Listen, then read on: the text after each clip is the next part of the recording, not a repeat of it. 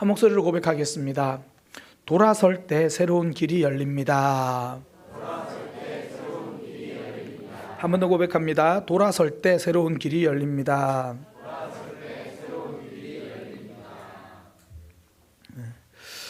오늘 말씀을 보면 두 가지의 모습이 대조가 돼요. 하나는 엎드러짐입니다. 넘어진 거, 무너진 거, 깨진 거. 또 하나는 회복됨입니다. 1절에 보면 엎드러짐이 나와요. 호세아 14장 1절에 보면 너희가 불의함으로 말미암아 엎드러졌느니라. 그러니까 넘어졌다는 거죠. 엎어졌어요. 그러니까 지금 이게 이스라엘 백성들의 상태거든요. 호세아 선지자는 주로 이제 북이스라엘에서 활동하던 선지자입니다. 그리고 그가 활동하던 시대의 북이스라엘 왕의 이름도 호세아예요. 그러니까 호세아 선지자가 활동할 때 왕도 이름이 호세아인데 그 왕이 어떤 왕이냐면 망한 왕입니다. 그러니까 북이스라엘의 마지막 왕이라는 거예요. 호세아 왕 이후에 나라가 망합니다. 그러니까 풍성하고 이어지는 삶이 아니라 사라지고 없어져 버리는 삶, 말 그대로 엎드러진 삶이죠. 시간이 조금만 지나면 회복될 수 있을 거야. 시간이 조금만 지나면 다시 일어설 수 있을 거야. 그게 아니라 이제 시간이 지나니까 폭삭 망해버릴 거야. 그런 삶이요. 그러나 하나님은 또 오늘 본문에서 그와 정반대의 모습도 알려주십니다. 엎드러진 삶 말고 회복된 삶을 말씀하십니다. 호세아 14장 4절에 보면 내가 그들의 반역을 고치고 기쁘게 사랑하리니 진노가 떠났다, 그렇게 이야기해요. 그러니까 고치고 사랑하시고 진노가 떠남, 회복된 삶이죠. 그러니까 엎드러진 삶으로 끝나게 두지 않겠다라는 하나님의 굳센 의지입니다. 그러니 그렇게 말씀하시죠. 반역을 고치겠다, 그들을 사랑하겠다, 진노가 떠나게 하겠다. 신앙생활은요, 넘어지면서 합니다. 안 넘어지는 사람은 없습니다. 중요한 건 넘어짐이 아니라 회복이에요. 일어섬. 엎드러져서 거기에 적응해서 그냥 거기 눌러 앉아 버리려고 하는 삶이 아니라 다시 일어서서 회복되는 삶. 하나님이 우리를 그 회복의 삶으로 초대하시는 거죠. 성경을 보면 그래요.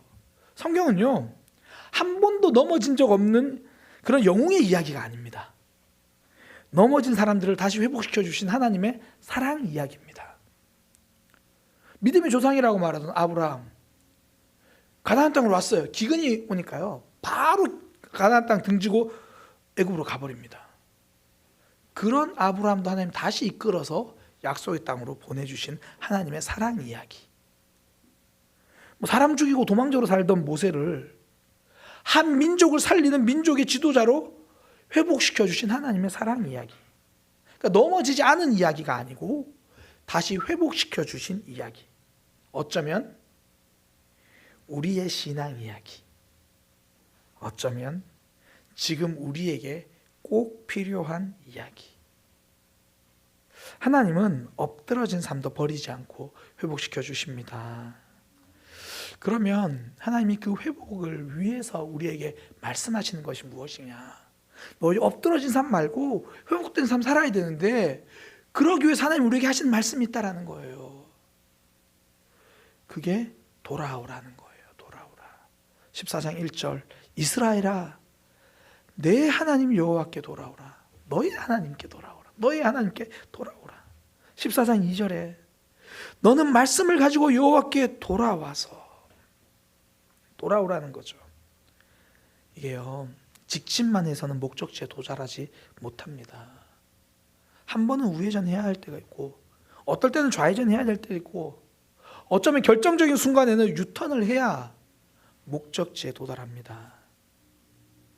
저는 사실 길을 잘 몰라요. 길치입니다. 그래서 내비게이션을 보고 쭉 가거든요. 이번 주 중에 있었던 일입니다. 제가 어릴 때부터 저를 가르쳐 주셨던 목사님의 이제 아버님이 돌아가셨는데 그분의 장례식이 목동 이대 병원 장례식장이었어요. 그래서 월요일 밤에 이제 제가 운전을 해서 갔어요. 양화대교를 건너서 가야 되거든요. 저는 거기 갈 때마다 늘 길을 놓쳐요.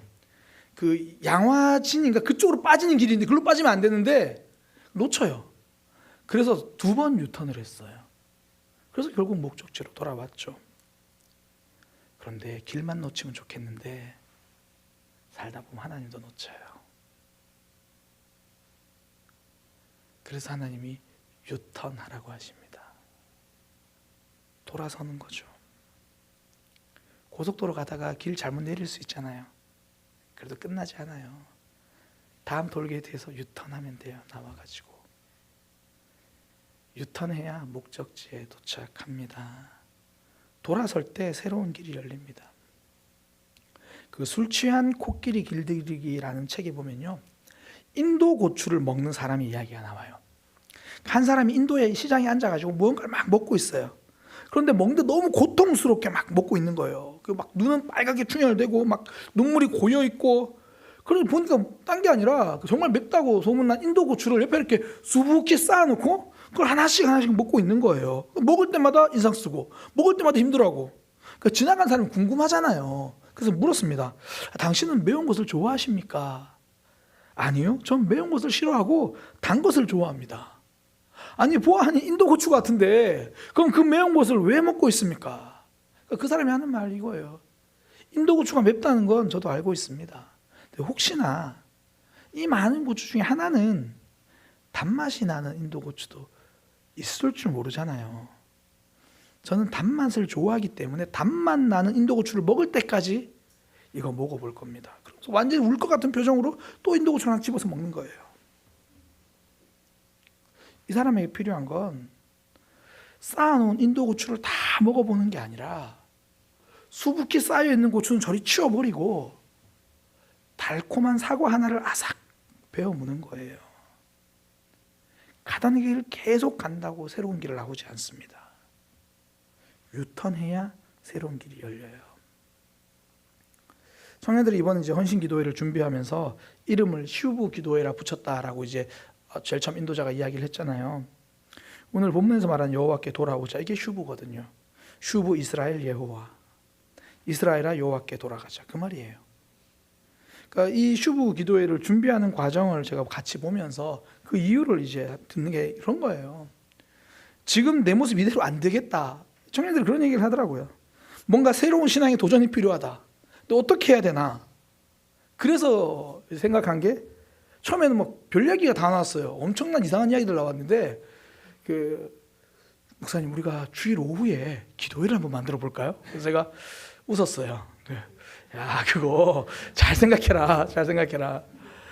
하다가 하는 말이, 그러면 금요 기도회 와서 함께 좀 뜨겁게 기도해 보면 어떨까요? 그러니까 이전과 다른 모습으로, 하나님을 향한 간절한 열정으로. 그러니까 하던 대로 하면 똑같은 결과가 자꾸 나오니까 습관처럼 하는 기도 말고, 그런 여전한 모습 말고 그런 모습은 저리 치워버리고 뜨겁게 찬양하고 간절히 기도해보자. 목적은 슈브, 하나님께 돌아가자. 이전 모습에서 돌아서야 새로운 신앙이 된다는 걸 아는 거죠. 이제 함께 저도 같이 준비를 쭉 했어요. 10월 말부터 기도로 준비했습니다. 그리고 한 2주간 주일 저녁까지 함께 준비하면서 이렇게 찬양을 했어요. 좋더라고요. 뜨겁게 찬양하고 뭐 준비하고. 저는 이런 헌신은 1년에 한 번 하지 말고 한 달에 한 번이나 최소 2달에 한 번 정도는 이렇게 좀 준비하면 좋을 것 같아요. 알겠으면 끄덕여. 이게 이런 기회가 좀 더 새로워질 수 있잖아요. 그래서 아마 이제 슈브 기도회가 내년에는 최소 2달에 한 번은 하지 않을까 생각이 듭니다. 어떻게든 지금과 다른 모습. 몸부림이잖아요. 하던 대로 안 되면 다른 거 해봐야죠. 미적지근한 모습은 치워버리고 하나님 향해서 뭐 어떻게든 좀 한번 해보자. 불도 꺼보고, 안 되면 불도 켜보고, 안 되면 뭐 딴 거라도 해보고. 왜요? 하나님께 돌아가려면 지금 안 되니까 유턴을 하는 거예요. 올림픽 경기에 혹시 높이뛰기 보셨나요? 아마 한 번쯤 보셨을 거예요. 막 뛰어와가지고 몸을 뒤로 뛰죠. 이렇게 배가 위로 올라오게. 근데 그게 그렇게 뛰어야 한다는 규칙이 아니에요. 다르게 뛰어도 돼요. 원래는 막 뛰어가다가 다리로 이렇게 뛰어넘었거든요. 그런데 이 1968년에 멕시코 올림픽에서 이 디익 포스벨이라는 선수가 본인이 아무리 연습을 해도 이게 금메달 실력만큼 못 뛰어넘는 거예요. 연습을 해도 막 가서 막 이렇게 뛰어넘어보고 다 안 돼. 남들이 하는 거 다 해봤는데 안 되는 거예요. 아, 그래서 어떡하지? 하던 대로 하니까 안 되니까 다른 방법을 찾는 거예요. 그래서 이 딕 포스베리가 막 뛰다가 몸을 옆으로 해볼까? 그렇게 해서 뛰니까 더 높이 뛰는 거예요. 그래가지고 1968년 멕시코 올림픽에 처음으로 이 사람이 그렇게 뛴 거예요. 그래서 그 뛰는 자세를 이제 뭐라 부르냐면 포스베리 플롭이라 불러요. 그러니까 딕 포스베리가 뛰어가지고 그러니까 금메달 땄어요. 하던 대로 하니까 안 되는 거예요. 하던 대로 더 열심히 해도 안 되는 거예요. 그 새로운 방법을 하는 거죠. 이제 그 후로 따라하기 시작해요. 다른 선수들도. 1980년대부터는 거의 모든 선수가 포스베리 방법으로 뛰기 시작한 겁니다. 새로운 시도가 새로운 결과를 만듭니다. 이전 삶에서 돌아설 때 새로운 삶이 시작되는 거예요. 우리가 2026년 뭐 여러 가지 계획도 하고 하나님 앞에서 매주 다짐하잖아요. 새롭게 시작하세요. 이전 방법이 안 되면 다른 방법으로도. 삶이 변화가 없죠. 답답하잖아요. 그럼 일단 새벽 기도라도 나와보는 거죠. 뭐. 예배 시간에 하나님께 어떻게든지 몸부림치는 거죠. 성경 안 읽던 사람 성경도 읽어보고, 성경 읽던 사람은 성경 안 읽으면 안 되니까 묵상도 해보고, 목사님이 새로운 시도를 하라 했으니까 난 성경 읽다가 이제 새로운 시도, 성경을 더 열심히 읽는 거, 그런 거죠. 호세아 선지자 외침이 그거예요. 이전 삶에서 돌아서서 여호와께 돌아오라. 그 돌아온 삶이 무엇인지를 오늘 본문에서 딱 한 단어로 말할 수 있어요. 결정이에요. 결정. 2절에 보면 나오는데요. 호세아 2절에 너는 말씀을 가지고 여호와께 돌아와서 아뢰기를, 이제 돌아오는 모습을 이야기하는 겁니다. 모든 불의를 제하시고 선한 바를 받으소서. 우리가 수송아지를 대신해서 입술의 열매를 드리겠습니다. 그 전까지는 제사드렸어요. 수송아지.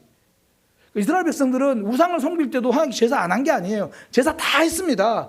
똑같이 주일 예배 드렸고 하나님께 기도하고 뭐 금요 기도에 왔고 다 했는데, 그걸로는 안 되니까 이제 그거 말고 입술의 열매를 드리겠습니다. 그러니까 이제 하나님 앞에 진실한 고백을 드리겠다. 그 입술의 열매가 뭐냐면, 그 고백이 어떤 고백이냐면 그 3절이에요. 3절. 근데 이 맥락을 좀 이해하려면 제가 세번역으로 2절, 3절 같이 읽어드릴게요. 세번역으로 보면 이렇게 됩니다. 너희는 말씀을 받들고 주께 돌아와서 이렇게 하려라. 우리가 지은 모든 죄를 용서하여 주시옵소서. 우리를 자비롭게 받아 주시옵소서. 그러면서 이제 결정하는 거예요. 숫송아지를 드리는 대신에 우리가 입술을 열어 주를 찬양하겠습니다. 그 입술을 열어서 고백한 게 이거예요. 다시는 아수르에게 우리를 살려달라고 호소하지 않겠습니다. 군마를 의지하지 않겠습니다. 다시는 우리 손으로 만들어 놓은 우상을 우리 신이라고 고백하지 않겠습니다. 이제는 우리에게는 주님밖에 없습니다. 이렇게 결정하겠다라는 거예요. 그전에는 아수르가 우리를 도와주면 되지 않을까 하고 다녔어요. 그전에는 군사력이 좀 더 강해지면 문제가 해결되지 않을까 그런 생각했어요. 우상을 만들어 놓고 절하면 좀 더 풍성한 삶이 될까 생각했어요. 근데 이제는 그렇지 않다는 걸 안 거예요. 하나님께 돌아가겠다는 거예요. 어떻게 해요? 이제는 주님밖에 없습니다. 결정한 거예요. 이것저것 간보는 삶이 아니라 하나님만 보겠습니다. 결정하는 삶이죠. 엘리야 선지자가 갈멜산에서 외친 메시지를 요약하면 그거잖아요. 더 이상 간보지 말고 제대로 결정하라. 열왕기상 18장 21절. 엘리야가 모든 백성에게 가까이 나아가 이르되 너희가 어느 때까지 둘 사이에서 머뭇하려느냐.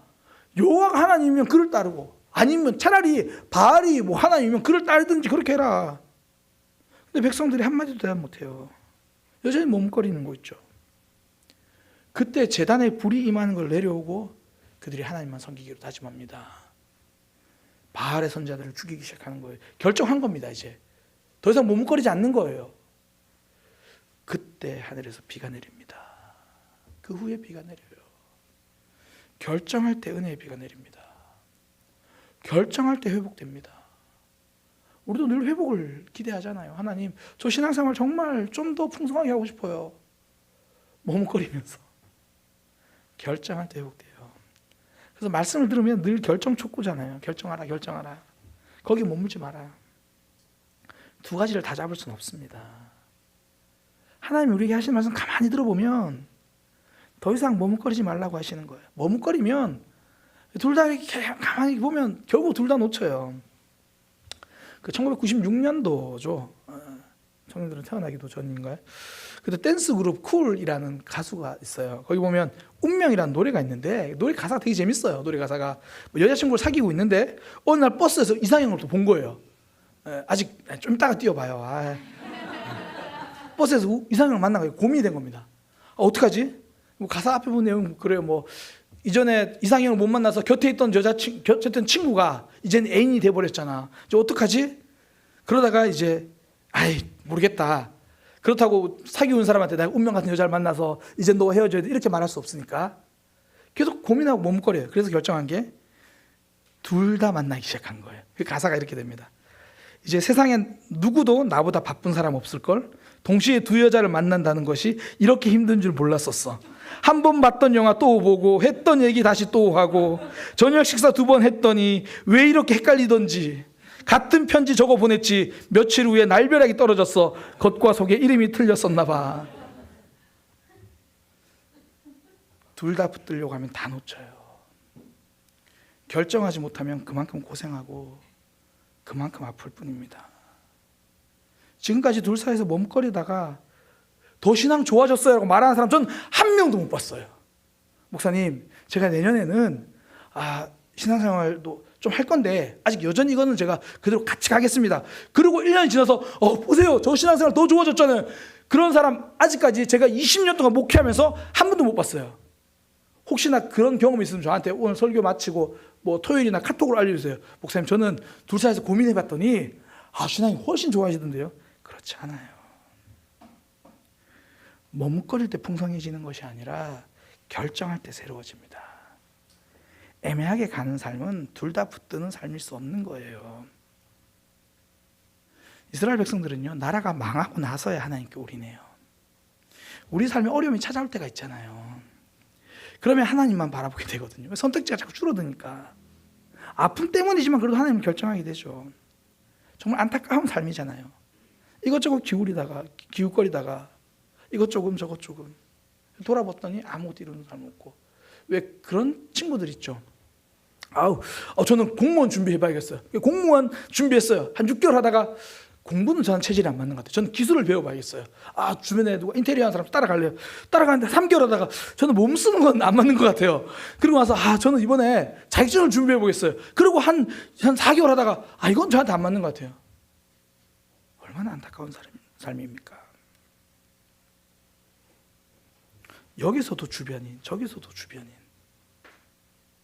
그러다가 남는 건 아무것도 없고. 다 없어지고 나서야 결정하는 삶 말고 선택할 수 있을 때, 말씀하셨을 때 결정하는 그런 멋진 믿음이 되시기를 소망합니다. 그러니까 머뭇거림을 버리고 결정하는 삶, 이거 하나를 손해보는 삶이 아니에요. 하나님 주시는 기쁨을 누리는 삶이죠. 그게 오늘 본문 4절에서 7절까지인데 제가 4절에서 5절까지만 보겠습니다. 4절에서 5절까지.